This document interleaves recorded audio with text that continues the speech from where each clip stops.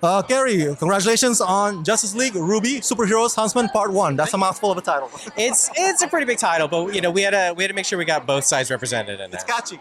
Yeah, That's what matters. So, Yeah. talk to me about the mashing up these two worlds. Like, what are the challenges of making this epic? What do you call that? Crossover? Yeah, crossover. Yeah. It's tough because we want to make both sides happy, and we want there to be something for Ruby fans, we want there to be something for DC fans, and we want to do justice to both, no pun intended. And thankfully Warner Bros. And DC were great to work with, and kept us kept us on a good path with their characters, but also gave us so much freedom to bring them into our world and get to show those versions of them. So. Very scary, very intimidating. These are characters that I know a lot of people hold dearly, and myself included. I hope people enjoy it. Now, Ruby has its fan base. Right. It's a web series. Do you think the Justice League incorporating into their world will help kind of boost the publicity for Ruby for more audiences? Yeah, I mean, if you're a DC fan out there and you liked what you saw, we got 9 seasons more. So I mean, we'd love to have you. And I think that was what was great about this is I think we felt like a lot of the audiences were similar already. It's super powered, superheroes fighting enemies. It's the core of what a lot of us like. So I think there's a lot between the two fan bases to enjoy. Final quick question. Yeah. What about Ruby crossing over to the DC animated universe? That sure would be pretty cool. That sure would be pretty Is cool. it on the plan? Is it on? No comment. No comment. No comment. Well, thank you so much, Gary. Yeah. Thank you very much. Megan, welcome to WonderCon. Thank you so much. It's great to be here. You are the writer of Justice League RWBY Superheroes Huntsman Part 1. Congratulations. Thank you so much. It was an honor. So, how did this idea come to be, this mashup, this crossover? This is so unique and epic. Absolutely. So, Warner Brothers had, I think, acquired Rooster Teeth, and they were doing some really cool stuff with the comics, and they were wanting to build it out in the animation universe, as of course, like Ruby is well known and within the animation, and so they reached out to me, see if I knew anything about Ruby. I had worked with Warner Brothers before on some stuff. I didn't know Ruby at the time, so I took like 2 weeks to just binge the whole thing. Crash course. Oh, absolutely, because I knew if I got into Ruby, I would love it, and I was correct. I knew that I was going to be obsessed with it, and I really, really was. And so after I got like the crash course of it, I knew Justice League already going into it. I came into the offices being like, all right, guys, this is what we're doing. Now, as a writer, coming up with the story for this epic mashup, how do you dance the delicate dance of making sure that the fans are still familiar with these characters, but you're also injecting some new dynamics with these characters as well? Absolutely. I think, everybody knows sort of the archetypes of the Justice League, and so making sure that we give ourselves the chance to play in the sandbox and to really make our own mark, I think is really important. And so I sort of get into the mind of the character and like delve deep into what I would want as a fan of these characters to see, and build out from there. I think like as a writer, you sort of know the things that the audience will know and will not know coming into it. And so I really focus on the character and making sure that these characters who are so amazing and wonderful and worthy of a movie like this to sing and make sure that we put them on display as much as possible. So I really start from character because these are great characters. So, when is part 2 coming out? What a great question. Listen, they just tell me where to show up. How do you think I know when part 2 is going to come out? Bless. Thank you so much, okay? Thank you so much. Thank you. Hi, Jeannie. Welcome to WonderCon. How are you? I'm good. I'm very happy to be here. Yes, congratulations on Justice League RWBY, Superheroes and Huntsman Part 1. Woo! Mouthful. So, you play Green Lantern? Yes. Okay. Now, tell me about this version of Green Lantern. How unique is this version compared to the Green Lantern we've seen before? Well, big change is that they're teenagers rather than being adults. And so becoming a teenager again and having all of that teen angst and teen anxiety, especially with Jessica, she deals with anxiety and panic attacks just regularly as being a superhero. And that's amplified as a teenager.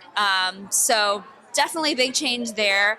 And then being in a new world, not knowing any of the characters, not knowing what's going on. There's a whole, they're fighting things, but also a mystery of why are we here? So a lot happening.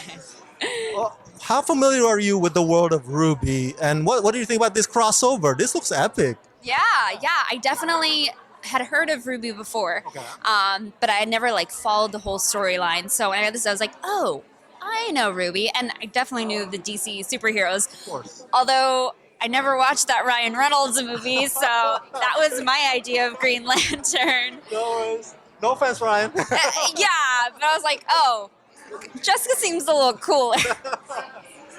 So the crossover, we're gonna see a lot of teamwork, a lot of common goal between the two teams, right? Well, because there's so much happening in this movie, there's not just one main goal.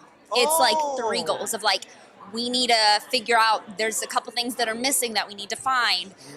There's a mystery of how did we get here. So there's a whole like almost research aspect of it. So they end up breaking up to tackle all of these goals. There's a lot happening in the movie. Oh, I can't wait to watch it. Jenny, thank you so much. Thank you. Congratulations. For having me. David, congratulations on the movie. Thank you very much. Yeah. Justice League RWBY Superheroes Huntsman Part 1. You voiced the Flash. I do. Yeah. Now, the Flash is, of course, anime style, right? New character design with the mashing up with the Ruby's world. How do you feel about that? What do you think? I think when it looks you saw great. I think it looks stellar. I was so excited when I got cast, and it was like right around the time that the comics were coming out too. So I picked up the regular edition and the alt covers for each of the issues of the run, and seeing the different character reveals in the art, I just got like more and more excited about the project, right? And then they shifted it a little bit for the designs for the movie, and I think when I got to see the Flash design for the first time for the movie, I was so excited. I just think it's such a fun look. I think the lines are fantastic, the flourish, the different ways to sort of incorporate the lightning bolt effect. Like, it looks sharp. Now, character-wise, personality-wise, dynamic-wise, what is different about the Flash in this one compared to the Flash that we've seen in the animation world before? What's going to happen here? I would say, without spoilers, of course. Yeah. He's a little lighter, a little more buoyant because of his youth. Okay. Because they are a little younger in this one. Teenagers now, right? And he has that youthful energy, which Barry often has, right? Of course. But there's also there's that certain element of weight that comes with being an adult, and we didn't have to carry that. So I think that was a lot of fun with this version. How familiar are you with RWBY's world? RWBY show? I wasn't before doing the movie. I knew that it existed. I just hadn't sat down and watched any of it. And then when I got cast, I sat down and I watched a couple of seasons and just was like, oh, this is really cool. This is such an interesting world, and the ways that they've crafted the mythology are just so clever. All right, looking forward to seeing the film. Yeah. Thanks so much. Congratulations. True, congratulations on Justice League RWBY Superheroes Huntsman Part 1. Thank you so much. Thank you. You are the voice of Cyborg. I'm a big fan of Cyborg. Big fan of DC. I'm still new to the RWBY's world. How familiar are you with RWBY's world coming into this project? I had no Me too. idea of its existence, honestly. And funny enough, when I first got the audition, it had just said RWBY, and I saw, the role of Cyborg, and I'm reading it. I'm like, man, this Cyborg really sounds a lot like Cyborg from DC. But whatever. And I'm reading it some more, and I see like Cyborg talks to Batman. I'm like, wait a minute. There's gonna be some lawsuits or copyright infringement because RWBY is stealing characters who exist, and it's like, oh no, it's a mashup. I was like, oh, okay. So that's how I kind of figured out. I was like, oh, okay, it's a mashup. But before then, I didn't know anything about RWBY.